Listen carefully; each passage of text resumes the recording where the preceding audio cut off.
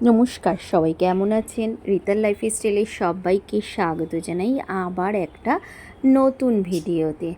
আজ হলো বৃহস্পতিবার, সকালবেলায় রান্নাঘর থেকেই ভিডিওটা শুরু করলাম। এখন প্রায় সকাল 8:30 বাজে। বরমশাই অফিস চলে গেছে। সকালবেলায় তাকে খাবার বানিয়ে দিয়েছি। আগের দিন তো তার বুধবার শরীর খারাপ ছিল, অফিস যায়নি, কিন্তু আজ সে অফিস গিয়েছে, তাই তাকে একটুখানি ডাল আর আলু সেদ্ধ করে দিয়েছি। কারণ আপনাদের তো আগের দিনই বলেছি ভিডিওতে যে আমার বরের খুব শরীরটা খারাপ ছিল, তাই জন্য আজকের তাকে একদমই হালকা পাতলা খাবার বানিয়ে দিয়েছি। আর সাথে ফল মুড়ি এসব তো দিয়েইছি, আরও বিভিন্ন খাবার। যাই হোক, ও চলে গেছে। আমার সকালবেলা অনেকটাই কাজ হয়ে গেছে, মানে বাসি কাজকর্ম সব হয়ে গেছে, তাই চলে আসেছি রান্নাঘরেই। কেন বলুন তো, আমার মাসকাবারি মালটা আনাই ছিল, আমার গোছানো হয়নি, সময় পাচ্ছিলাম না বলে। তাই জন্য সকালবেলাই ভেবেছি অন্য কাজে হাত দেওয়ার আগে আমি এই মালপত্রগুলো আগে গুছিয়ে নিই। হাফ মাল আগে গুছিয়ে রেখেছিলাম, আর কিছুটা মাল রাখা ছিল গোছাবো বলে। এগুলো যদি না গুছিয়ে রাখি সারা মাসের, তাহলে খুব অসুবিধা হয় আর জিনিসও নষ্ট হয়ে যায়। তাই গুছিয়ে রাখলে অনেকটা দিনই চলে যায়। বলে না, যত্নে রাখলে সব কিছুই ভালো থাকে, সেরকম ব্যাপার। ওদের জিনিসগুলো যদি আমি নষ্ট করে ফেলি, তাহলে তো আমার 1 মাস চলবে না। তাই জন্য সময় বের করে নিয়েই আগে আমি এগুলোকে গুছিয়ে নিলাম। ছেলের আজকের অনলাইন ক্লাস আছে, কিন্তু ও এখন মামাবাড়ি যেতে চাইছে। ওর আমার ভাইয়ের মেয়ের আজকের বৃহস্পতিবার স্কুল ছুটি থাকে। ওদের শনিবার স্কুল হয়, বৃহস্পতিবার আর রবিবার ছুটি থাকে। বোনের ছুটি আছে বলে এখন বলছে আমার তো অনলাইন ক্লাস, তুমি চলো আজকের মামাবাড়ি যাই। অনলাইনে খুব একটা না ভালো করে ক্লাস হয় না, 2-3টে লিঙ্ক আসে না, আর 2-3টে ক্লাস ওই হয় কোনো রকমভাবে। তার মধ্যে হয়েছে আমার ছেলেদের স্কুলে সিবিএসসি বোর্ড, ও তো 9-এ উঠেছে। ওদের এবছর নতুন সিলেবাস হচ্ছে, এখনও সম্পূর্ণ বই ভালো করে পাওয়া যায়নি বা বের হয়নি, সিলেবাসও নেই। অনেকটা টাইমই হয়ে গেছে, কিন্তু তাও এখনও সিলেবাস সিবিএসসি বোর্ড বের করেনি বা সব বইগুলোও কেনা হয়নি।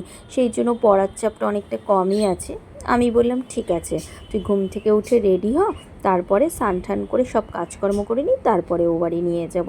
তাই ও এখন ঘুম থেকে উঠে ওর সব আমাদের ঠাকুরের ইষ্টবিধি করা বিভিন্ন কাজকর্ম থাকে, সেগুলো ও করে খাওয়া দাওয়া করছে। আমি সেই ফাঁকে সব কাজকর্মগুলো করে নিলাম।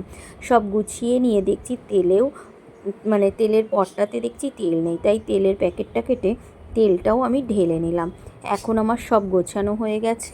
এবার স্নান করে তারপরে ওকে ও বাড়ি নিয়ে যাব। ওকে বললাম তুই চলে যা, আমার তো সামনেই বাপের বাড়ি, মানে বাড়ির থেকে 10 মিনিট লাগে। ও বলল না, এখন আমি যাব না, তুমি চলো, আমি একটুখানি প্রথম 2টো ক্লাস করে নিই। অনেকটাই টাইম হয়ে গেছে, আমি অনেকক্ষণ থেকে রান্নাঘরে প্রায় কাজ করছি, 1-1.5 ঘন্টা হয়ে গেছে। তার কিছুটা অংশ আপনাদের সাথে শেয়ার করলাম, কারণ সবটা তো ভিডিওর মাধ্যমে করা সম্ভব হয় না, তাহলে অনেকটাই লম্বা ভিডিও হয়ে যায়। তাই জন্য তাই জন্য এখন রান্নাবান্নাও নেই, তাই ভাবলাম সব কাজকর্মগুলো করে নিয়ে ওকে ও বাড়ি নিয়ে যাব। বিকেলে এসে রান্নাবান্না করব। এবেলা তো ও বাড়িতেই খেয়ে নেবো আমি আর ছেলে, আর রাতে বর আসবে, তখন রান্নাবান্না হবে। আর রান্না একটু হালকা পাতলাই হবে, যেহেতু ওর শরীরটা ভালো না। বলে না, ঘরের মেন লোক যদি না খায় তাহলে নিজেদের খেতে ইচ্ছে করে না, সেরকম একটা ব্যাপার। সব গুছিয়ে নিয়ে ঘর মুছে স্নান করে এই যে বেরোলাম। এই দেখুন, এখনও রিক্সা পাইনি, যদি রিক্সা পাই তো রিক্সা করে চলে যাব। এখন মা আর ছেলে একটু হাঁটছি, ছেলে আমার পাশেই আছে, আমি বলছি বলে এই দেখুন, যেই ফোনটা একটু ঘুরিয়েছি ও পট করে সরে গেল, আর আমি তাই হাসছি। একটা রিক্সা পেয়ে গেছি, চলুন উঠি এবার। সে লাওনা শুনি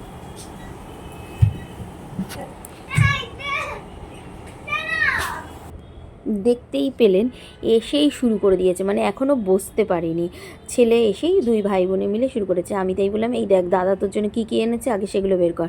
ওকে থামানোর জন্য 2 ভাই বোনে প্রচণ্ড দুষ্টুমি করে, এইটা এনজয় করবে বলেই আমাদের আজকের এখানে আসা।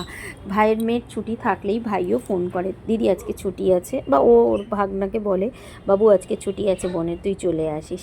তাই ও খুব মজা পায়, ও দুজনেই ভাই বোনে খুব মজা পায়, কারণ আমাদের তো একদম রাস্তার ওপর বাড়ি, আমাদের বাচ্চারা সেরকমভাবে বাইরে বেরিয়ে খেলতে পারে না। তাই ভাই বোনের যখন ছুটি হয় আমিও চেষ্টা করি ছেলেকে নিয়ে আসার, আমার ভাইও ফোন করে দিদি ছুটি আছে নিয়ে আয়। এই দেখুন ও বের করেছে, তাই কি নিয়ে এসে ওর দাদা ওর জন্য, ওর দাদার জন্য, দুজনের জন্যই এনেছে। দাদা স্প্রাইট খাবে, ওর জন্য লস্যি এনেছে। এবার আমার ছেলে বলছে তোর দাঁত পড়ে গেছে দেখা, তুই মা ভিডিও করছে, তাই ও দাঁত বের করে দেখাচ্ছে, বলছে ওই দাঁড়া, তাই দাঁতটা বের করে দেখালো। এই দেখুন আজকের আমি আপনাদেরকে দেখাই আমার মায়ের গাছের কত ফুল। আজ তো বৃহস্পতিবার, দেখুন মা কিন্তু কোনো ফুল কিনে আনেনি। অবশ্যই আপনারা দেখেই বুঝতে পারছেন এগুলো সব বাড়ির ফুল।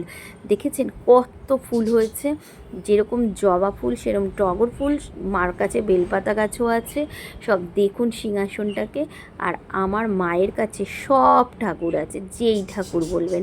বাপের বাড়ি হলো শ্রীগুরু ঠাকুরের দীক্ষিত, কিন্তু আমার মা সব ঠাকুরের পুজো করে। গণেশ, লক্ষ্মী, রাধাকৃষ্ণ, মা কালী, যা বলবেন, হনুমানজি, শিব ঠাকুর, রাধাকৃষ্ণ, গোপাল, সব ঠাকুর আছে। আমার মায়ের দেখুন ফুল দিয়ে সাজিয়েছে। আর ওই যে ঠাকুরের গলায় যে মালা দেখছেন, ওগুলো কিন্তু আমার মা নিজের হাতে বানিয়ে গাছের ফুল দিয়ে প্রত্যেক দিন ঠাকুরকে পরায়। মায়ের পুজো দেখিয়েই আজকের ভিডিওটা শেষ করি। সবাই খুব ভালো থাকবেন, আমার পাশে